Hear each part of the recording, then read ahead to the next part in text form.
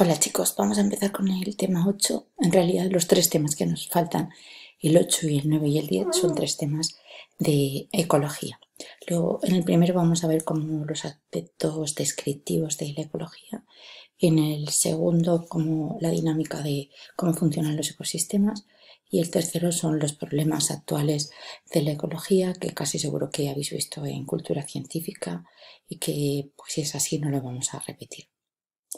Bueno, en este tema 8, como siempre veis, las imágenes iniciales, pues lo que veríamos serían grupos de individuos de diferentes ecosistemas. En realidad todos ellos son poblaciones, es lo que tienen en común. Esta sería una población de pingüinos emperador, de una pingüinera pues de algún lugar de clima frío, de la Antártida puede ser. Esta sería una asociación, aunque solo veamos una, ¿no? Pero viven en grupo de orcas, viven en grupos familiares, todos están relacionados genéticamente y digamos que se cuidan unos a otros. Y esto sería pues una asociación de arenques o de sardinas o de jureles, que son lo que se llaman cardúmenes, que son agrupaciones muy grandes porque de esa manera pues se pueden proteger mejor de los depredadores.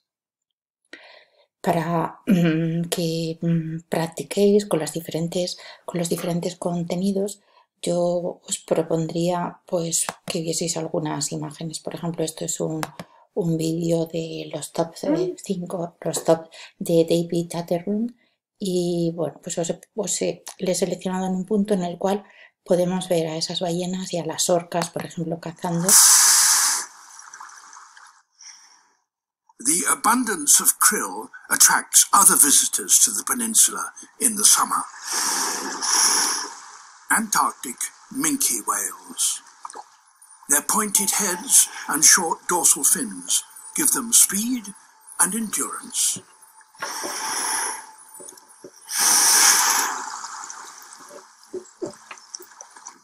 And they need both.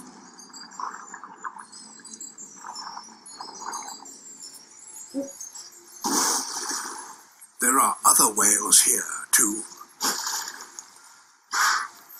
Killers.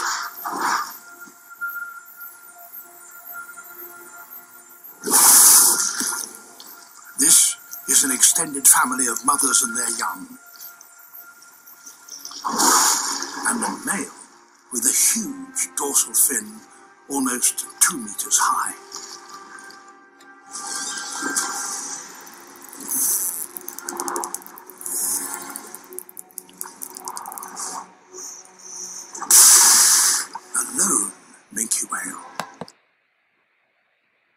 Bueno, veis que nos habla de una extensa familia de orcas, o sea, son grupos familiares las ballenas, en este caso las ballenas minke, también son grupos familiares y significa que todos los componentes están emparentados.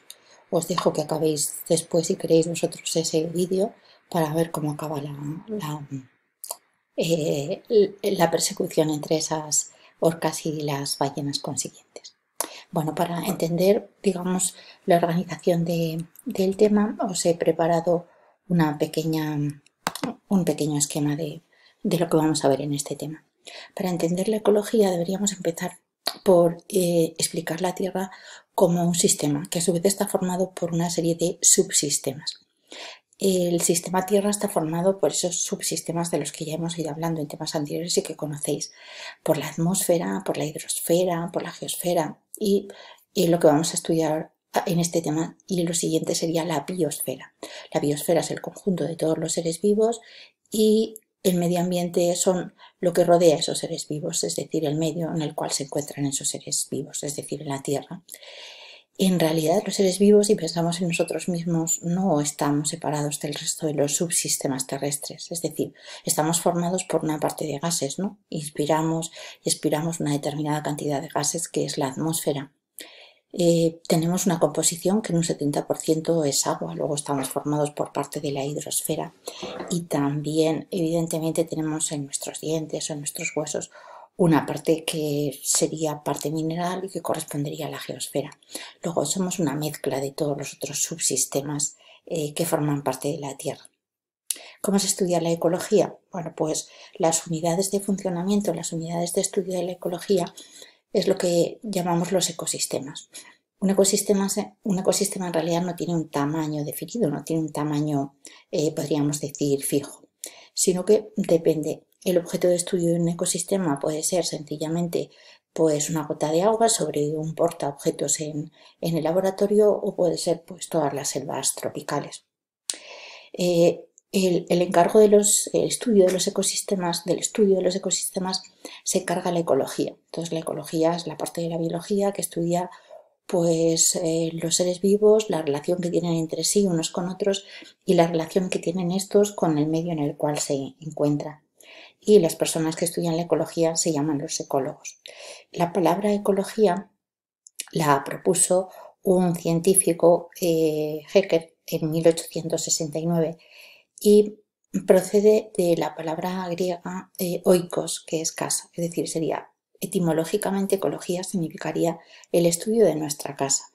No sé si recordáis, pero hace unos años, 2 o 3 años, uno de las líneas de fuerza, es decir, de esos carteles que colocamos en el colegio a principios de curso y que constituyen pues el objetivo común que tenemos todos los colegios de la compañía para ese año, pues uno de estos años anteriores ha sido el cuidado de la casa común. Es decir, la ecología es el estudio de la casa común. Pues bien, el ecologismo sería eso, precisamente. El ecologismo sería el cuidado de la casa común. El ecologismo es un movimiento no científico, sino social y en ocasiones también político, que surgió entre los años 70 y 80, años 70-80, y se dice que el desencadenante para la aparición del ecologismo, o quizá para ponerle nombre al ecologismo, fue la imagen que el Apolo 17 envió desde esa nave, la imagen que envió a la Tierra el Apolo 17. Entonces esta imagen, digamos que fue la que desencadenó que nos diésemos cuenta que vivíamos en un lugar realmente bonito, en un lugar espectacular, y por lo tanto pues que merecía la pena que cuidásemos la tierra.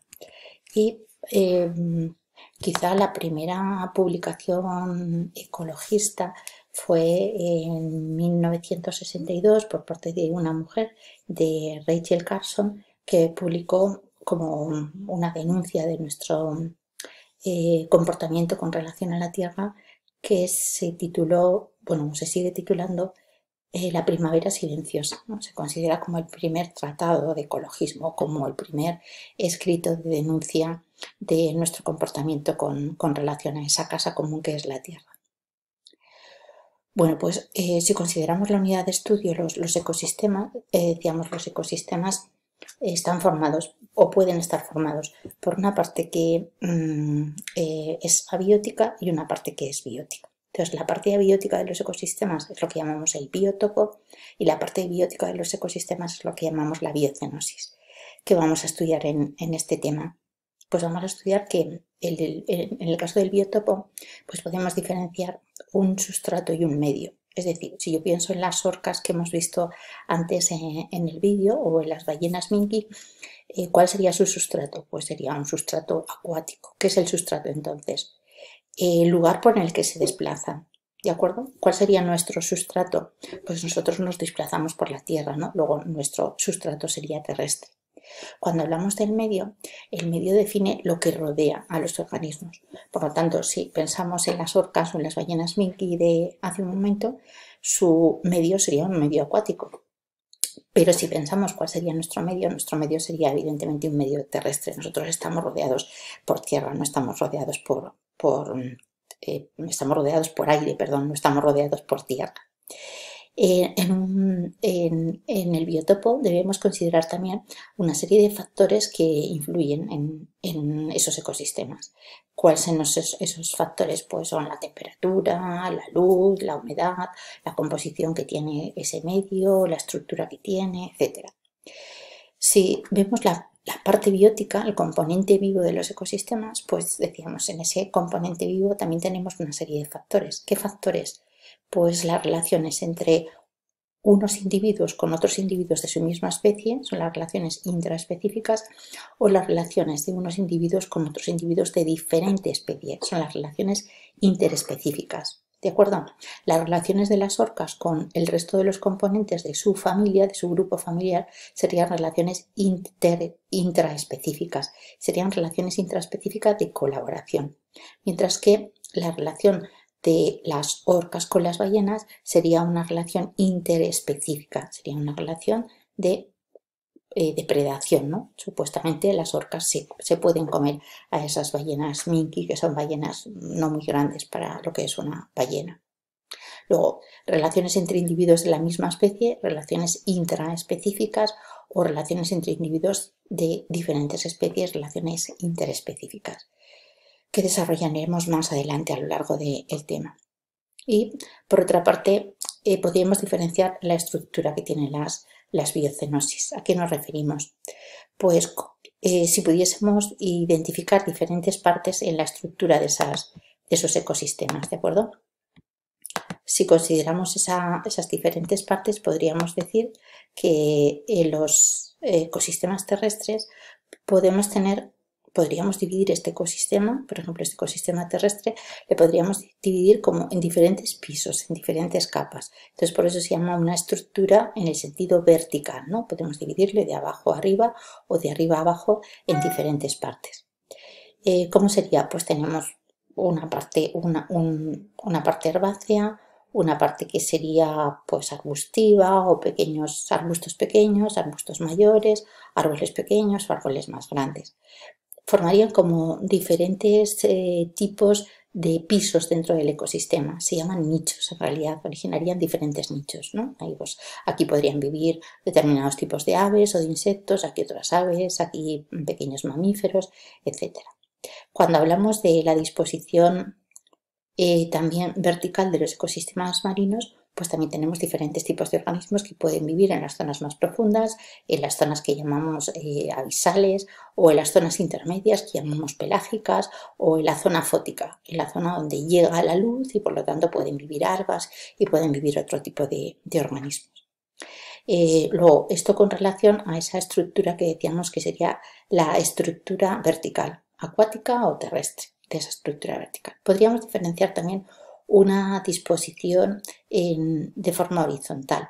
¿Qué significa? Pues cómo se distribuyen los organismos si les viésemos de forma horizontal. Cuando están dispuestos sin ningún orden estarían al azar, cuando están de una manera ordenada, pues por ejemplo un cultivo, ¿no? Un cultivo de un olivar o un cultivo de cereales, los organismos están dispuestos de una forma ordenada, o una repoblación también podría ser así. Y en otros casos pues están formados como pequeños agregados, como que están dispuestos en diferentes grupos que se llaman de esa manera agregados. Luego la disposición de esa estructura en el sentido horizontal pueden ser al azar, pueden ser agregados o puede ser uniforme, que decíamos que es lo que sucede en los cultivos normalmente. Si consideramos lo que tenemos en el desarrollo de esta introducción a la ecología del tema. Bueno, pues nos habla de la ecología, de lo que es el concepto de la ecología, ¿no? Decíamos, esa rama de la biología que estudia la relación de los organismos entre sí, cómo se relacionan con el medio en el que viven también, el concepto de medio ambiente. Nos pone algunos ejemplos de diferentes ecosistemas, por ejemplo, en Doñana, pues dentro del parque de Doñana tenemos diferentes ecosistemas, ¿no? Tenemos la zona arbolada que sería el coto, o tenemos esta zona que está inundada que sería la marisma, o tenemos esta zona que está entre las dos y que tiene componentes de las dos, donde está pues el jabalí, el conejo, los gamos, que sería la vera. Nos habla de los componentes del ecosistema, ¿no? Este sería el ecosistema, tiene una parte no viva, que sería el biotopo, una parte viva, que sería la biocenosis, y el ecosistema sería el conjunto de esas dos partes.